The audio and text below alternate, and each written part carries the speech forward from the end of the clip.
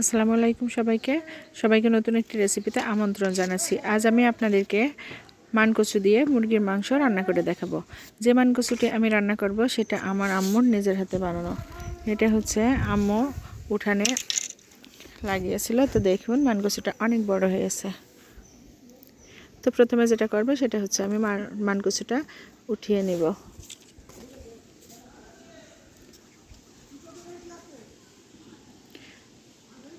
আম্মু একটি শাবলের সাহায্যে মানকচুটা উঠাচ্ছে, দেখতেই পাচ্ছেন।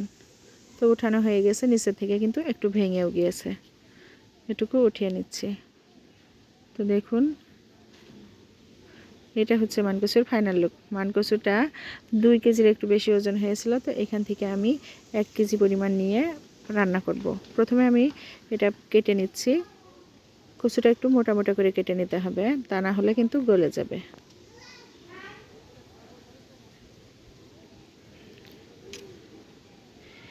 আর এখানে যে মুরগিটা কাটছি দেখতে পাচ্ছেন, এই মুরগিটা কিন্তু আম্মু বাড়িতে পুষে বড় করছে। এটা ব্রয়লার মুরগি, আর এই মুরগিটার ওজন হয়েছিল 3.5 কেজি।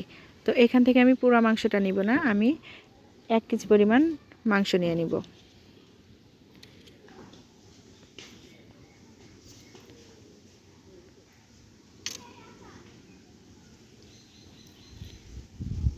আমি মাংস, হাড়, চামড়া, সলিড সব রকম মাংস মিক্সড করে নিব 1 কেজি পরিমাণ। তো এই যে মাংসটা ধুয়ে নিয়েছি, ধুয়ে একটি প্লাস্টিকের ঝুড়িতে রেখে দিয়েছি। কচুটাও আমি ধুয়ে রেখেছি। তো প্রথমে আমি রান্নায় চলে যাচ্ছি। সেজন্য আমি একটি মাটির চুলা ব্যবহার করছি। মাটির চুলায় আজকে এই রান্নাটা করে দেখাবো। তো চুলায় একটি কড়াই বসিয়ে দিয়েছি। কড়াইতে আমি 100 গ্রামের একটু বেশি সয়াবিন তেল দিয়ে দিচ্ছি। দিয়ে দিলাম 3-4টা তেজপাতা ও 3-4 টুকরা দারচিনি। আর এখানে আমি 3 টেবিল চামচ আদা বাটা, 3 টেবিল চামচ রসুন বাটা ব্যবহার করছি। আর এই আদা রসুন আমি কিন্তু পাটায় বেটে নিয়েছি।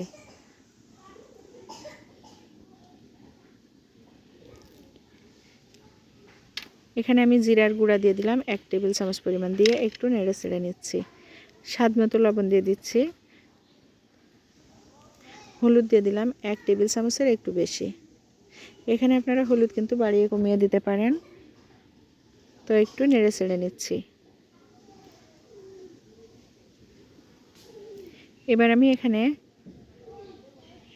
2 টেবিল চামচ পরিমাণ মরিচ দিয়ে দিব। আর এই মরিচটা আমি পাটায় বেটে নিয়েছি।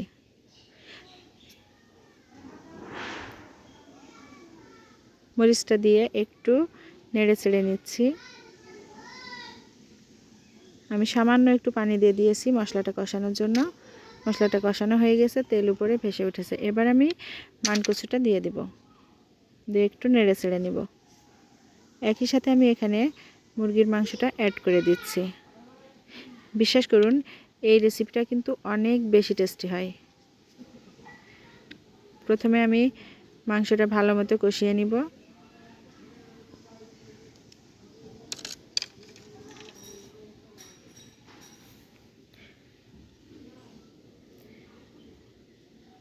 তিন চার মিনিট নেড়ে চেড়ে নিয়ে আমি এখানে পানি অ্যাড করছি। কচু ও মুরগি একসাথে কষিয়ে নিব। একটা ঢাকনা দিয়ে দিচ্ছি। পানিটা টেনে আসা পর্যন্ত অপেক্ষা করবে। এরই মধ্যে কিন্তু আমি 2-3 বার ঢাকনাটা সরিয়ে মাংস নেড়ে চেড়ে দিয়েছি।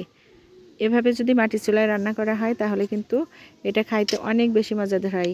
যে কোনো রান্না কিন্তু, যে কোনো তরকারি হোক, সেটা মাটির চুলায় রান্না করলে কিন্তু স্বাদটা একটু বেশিই হয়। তো আমার কষানো হয়ে গিয়েছে। এবার আমি ঝোলের জন্য পানি দিয়ে দিচ্ছি।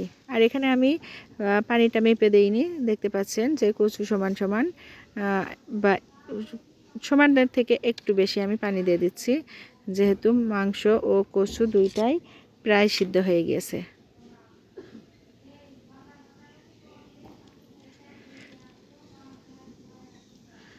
তো ঝোলটা প্রায় শুকিয়ে এসেছে। উপর থেকে একটু ভাজা মশলা অ্যাড করে দিলাম।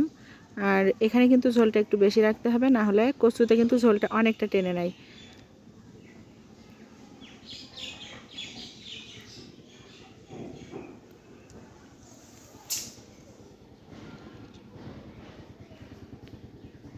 আমার রান্নাটা কমপ্লিট হয়ে গেছে, এবার আমি এটা নামিয়ে নিব।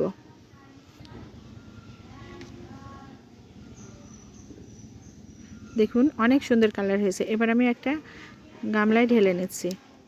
আমার রেসিপিটা যদি আপনাদের ভালো লেগে থাকে তাহলে বাসায় ট্রাই করবেন। আশা করি আপনাদের অনেক ভালো লাগবে। অন্যদিন অন্য কোনো রেসিপি নিয়ে হাজির হয়ে যাব। সে পর্যন্ত সবাই ভালো থাকবেন। আল্লাহ হাফেজ।